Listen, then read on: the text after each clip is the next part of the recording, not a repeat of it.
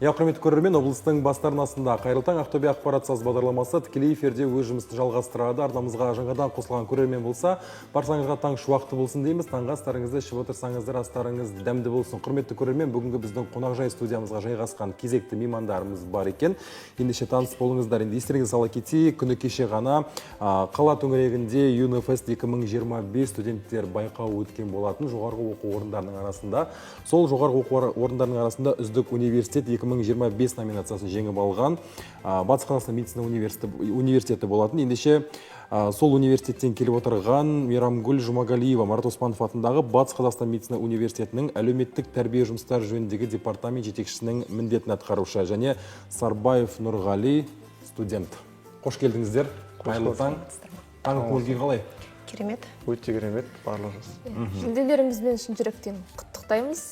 Әрине, енді қаншама бізде енді өңірімізде жоғарғы оқу орындары өте көп қой.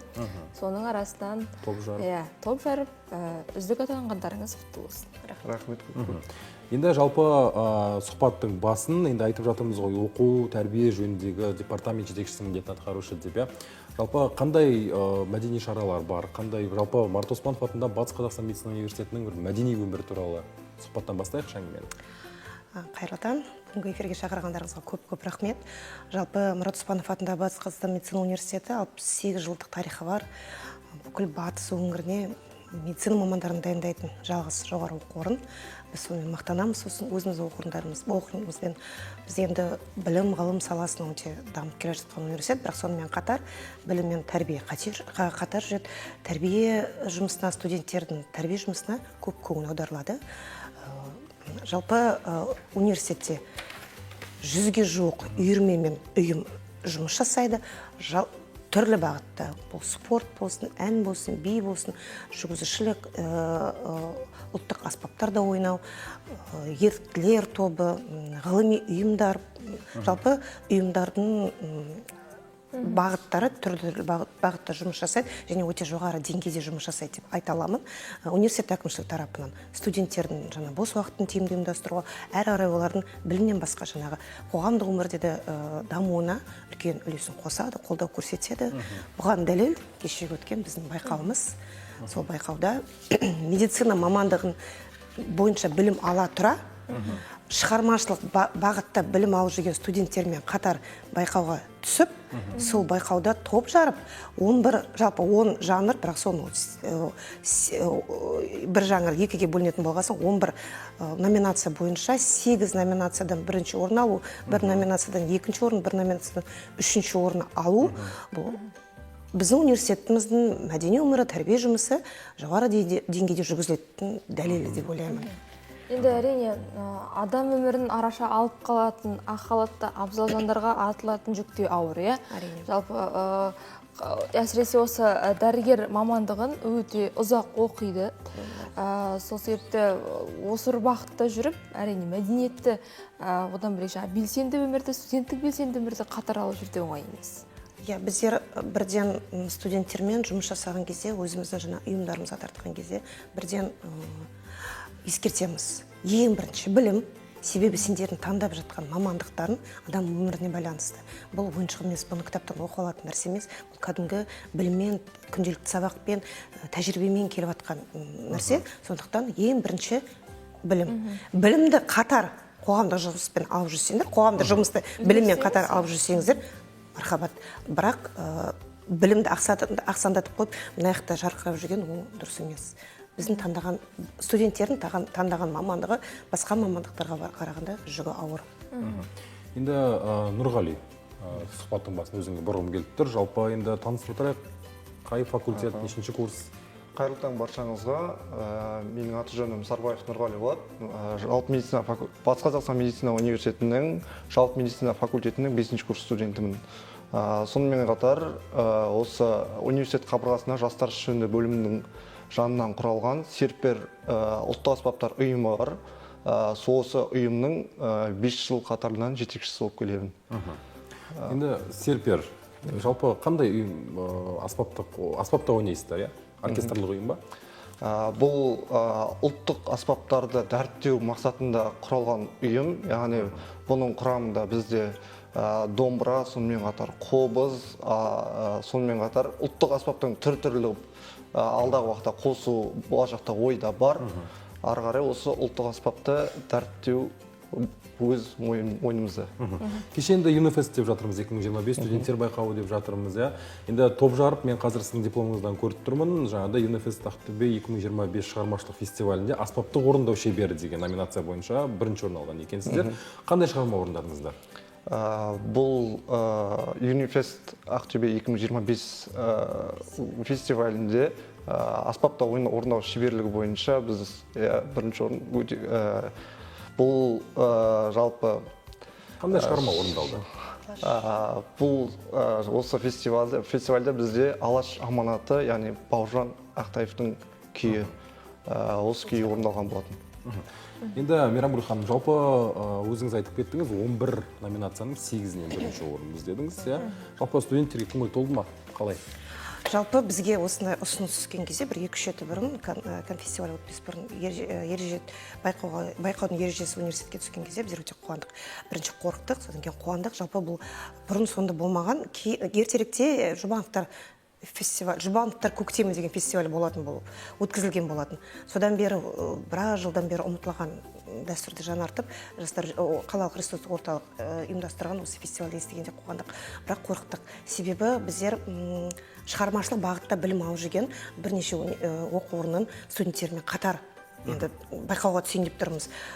Қорықтық, әңгіменің шыны керек, бірақ студенттерімізге сендік. Студенттердің көп уақыты дайындалуға уақыты болмады, себебі біздің білім саламыз, қалай сабақ несін білесіздер университеттің.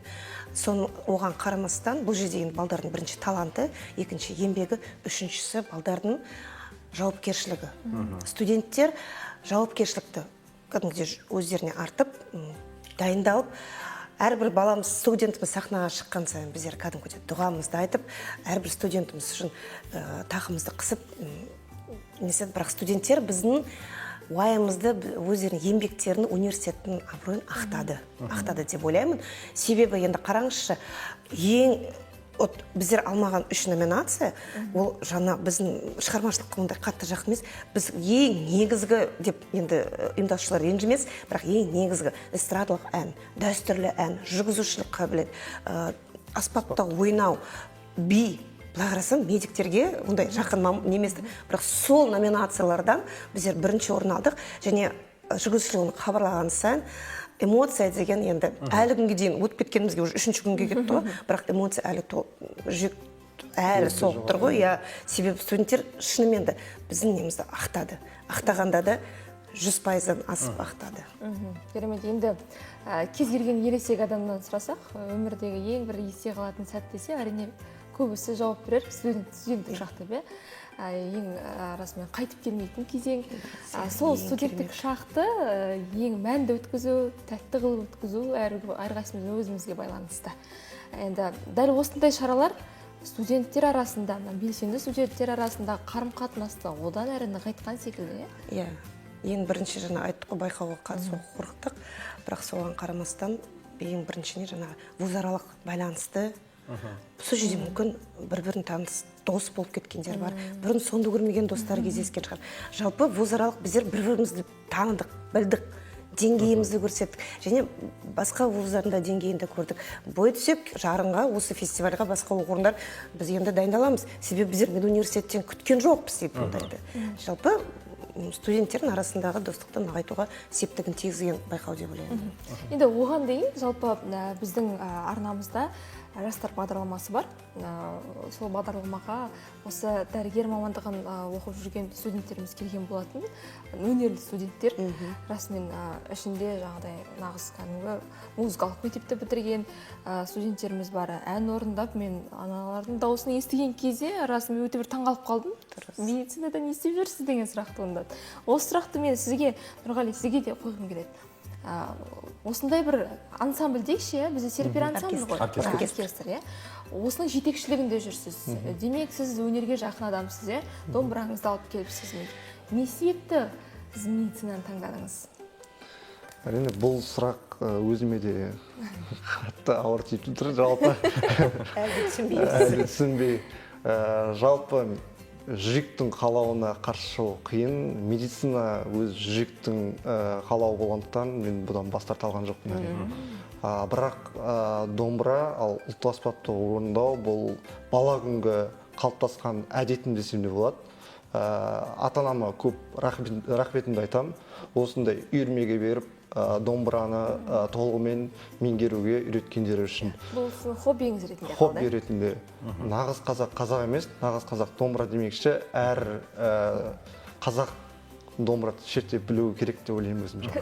Енді айтып жатады ғой, енді екі шектің бірін қатты, бірін сәл-пәл кем бұра, нағыз қазақ емес, нағыз қазақ домбыра деп жатады. Енді домбыра алып келгеніңізді көріп отырмыз. Сізден бір қонақ кәде болса, бір күй сұрасақ.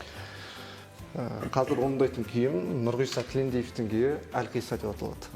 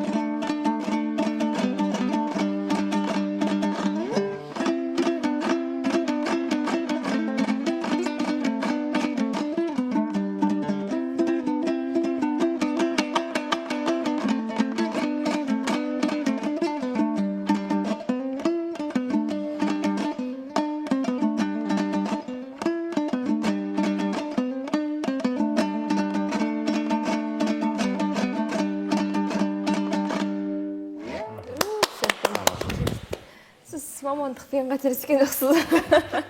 Өте керемет. Домбырада шебер ойнайды екенсіз.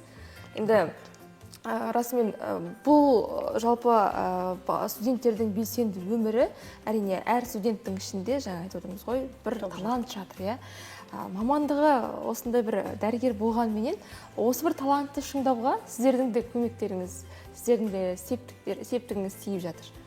Әрине, енді студенттің бойындағы талантты әрі қарай дамыту, оны қоғамдық өмірге тарту, біздер жыл сайын жылдың басында кастинг өткіземіз, біздің қандай жетістіктеріміз бар, ярмарка өткіземіз, жәрмеңке жас ұйымдардың, соның барлығын студенттерге көрсетеміз, жетістіктерімізбен таныстырамыз, жұмысымызбен таныстырамыз. Студенттердің бір-екі концертін көргеннен кейін қызығушылық танытып, бізге қатарымызға қосылады.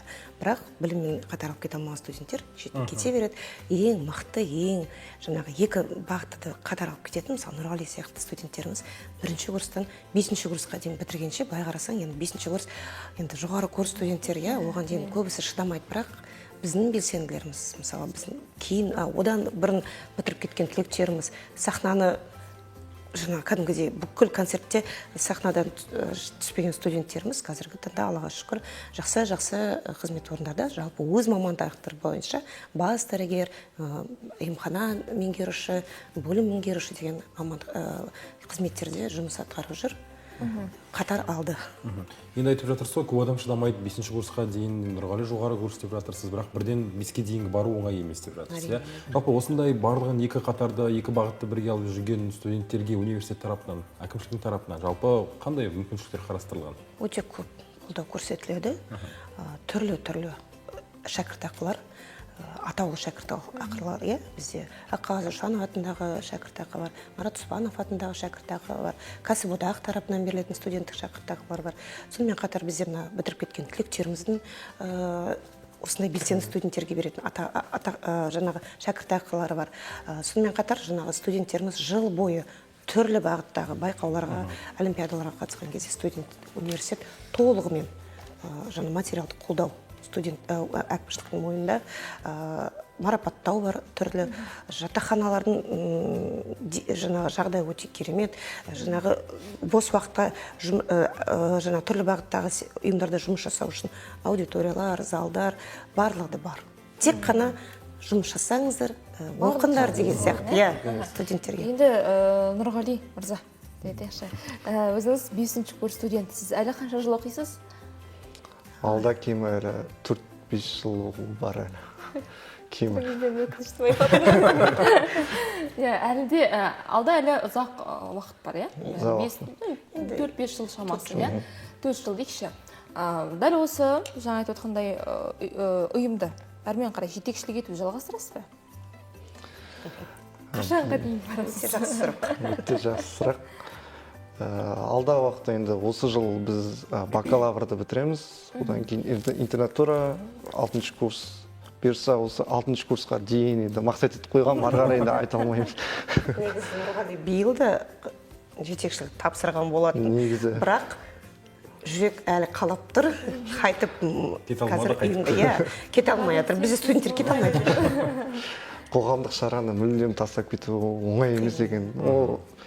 Қалай сабақпен бірге қоғамдық шараға да бірге қатысып жүру өте маңызды. Студенттік өмір қызық емес болып кетеді біздің студенттерге. Мені шыны керек. Енді таңнан кешке дейін әрине студенттің де бір ойын бөлу керек қой. Енді бұл жақсы мүмкіндік секілді. Жаңа айтып отқандай, кез келген студент мысалға ашыла алмай жүрген студенттің өзін ашып, бұл қоғамдық белсенді өмір. Алдағы уақытта кейін тіпті мамандықты тәмамдап, маман иесі болған кезде де адамдармен қарым-қатынас, коммуникация орнатуға да жақсы мүмкіндік негізі. Біздің түлектеріміз сөйтіп айтады. Біздер сахнаға шығып, ортада жүріп, біздер болашақта жаңағы жұмысқа тұрғаннан кейін бұл бізге үлкен бір көмегі болып дейді. Біздер кез келген ортада сіңісіп кетуге, қарым-қатынасқа үлкен бір жаңа септігін тигізді. Рахметін айтады. Әлі күнге дейін біздер мысалға түлектермен 15 жыл бұрын бітіріп кеткен түлектермен әлі жыл күнге дейін байланыстамыз. Сіздің қанша еңбек өтіліңіз бар? Жалпы бұл университетте 16 жыл еңбек өтілім бар, бірақ жалпы жастар саясатында 20-дан астам жыл. Мен жаңа айтып кеткендей, студенттік өмір ең керемет өмірде, мен студенттік өмірде белсенді болған жоқпын. Соны есесін қайтарып жатырмын. Кәдімгідей соны әлі жаба алмай жатырмын сол гештальтты. Әлі бір студенттік өмірдің қызығын мен енді көріп жатқан сияқтымын. Өзіңіз студент сияқтысыз. Бұлардың қастары жүріп біздер де жасара береміз. Енді алдыңыздан талай буын өкілі өткен екен. Шүкір, Аллаға шүкір. Шәкірттеріңіз көп. Шүкір, Аллаға шүкір, біз мақтанатынымыз бүкіл Қазақстанның түкпір-түкпірінде қазір біздің белсенді студенттеріміз жүреді. Қай өңірге барсақ та бүкіл жерде біздің студенттерімізді қарсы алады бізді. Біз онымен мақтанамыз. Соған қарағанда біздер қалай олар біздермен мақтанамыз, олармен мақтанамыз, оларды біз солай сыйлайды деген енді жақсы. Сонда біздің жұмысымыздың жақсы деңгейде жүргізілгенінің бір дәлелі. Енді екеуіңізге бір ортақ қорытынды сұрақ болсын. Жалпы бүгінгі біздің эфир тақырыбы өнер мен мәдениеттің төңірегінде болып тұр. Жалпы Мейрамгүл ханым, мәдениет сіздің ойыңызша неден басталады? Сізбен бізден басталады. Жалпы мәдениет жалпы енді балалық кезден баланың бойына сол мәдениеттілікті, жалпы мәдениетке деген нені құрметті тәрбиені бала кезден баланың бойына сіңіру керек сияқты. Ол әрі қарай өзіне бір өмір бойы керек нәрсе. Нұрғали, сіздің ойыңызша? Мәдениет дегеніміз. Мәдениет дегеніміз бұл жалпы адамдар арасындағы бір-бірін түсіну, бір-бірін қолдау, бір-бірін жақсы жағынан көрсету жағынан өте керемет, өте керек нәрсе деп ойлаймын. Қысқаша Енді Мейрамгүл ханым, жалпы Нұрғали мырза, алтын уақыттарыңызды бөліп, ұйқыны қиып, таңғы эфирге келгендеріңізге енді алғыс білдіреміз, жеңістеріңізді тағы құттықтаймыз, бастамасы болсын деп тілейміз, алдағы уақытта жеңістеріңіз көп болсын. Жалпы енді жігітке жетелерді аз дейді ғой, Нұрғалиға қарап, расымен қуанып отырмын, осындай салада мамандығын игеріп жүрсе де, домбыраны тастамай, тіпті жағдай ұйым ашып, сол ұйымға жетекшілік етіп, 5 жыл өтсе де, мінекей сол ұйыммен жұмыс жасап келеді. Қатар алып жүр. Жарайсыз. Бағалары да өте жақсы.